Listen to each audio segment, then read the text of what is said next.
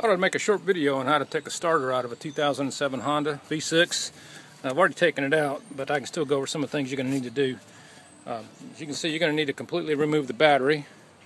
You can also need to remove the battery plate. It sits in here like this. It's about 1, 2, 3, 4, 5, 6 screws that go on the bottom.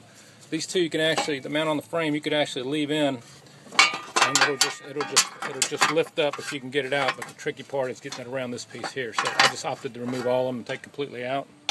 Took this out. That'll give you room to get to the two bolts that mount the starter to the engine. They're very tight on this vehicle. I was afraid they were going to break, but they're obviously grade 8 or stronger. They came out. I'm going to reassemble it with some anti-seize. The starter would turn sometimes, sometimes it wouldn't. There's actually a place on my side of town that will rebuild the starter for you.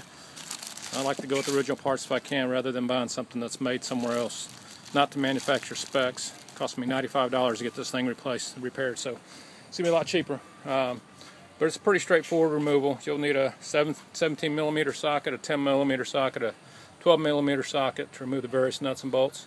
But it's not that difficult. The key is to take these two hoses. One goes from the radiator here, and the other here that I bent back goes here, just to give yourself room to work on everything clearly and cleanly, rather than trying to squeeze your hands and arms around everything. Give yourself a lot of room to work.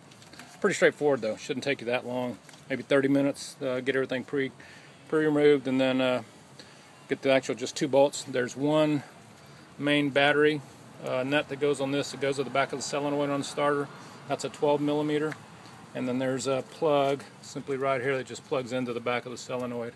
Pretty easy. So a plug on one wire is all you take off one nut. The unit simply slides out. All right.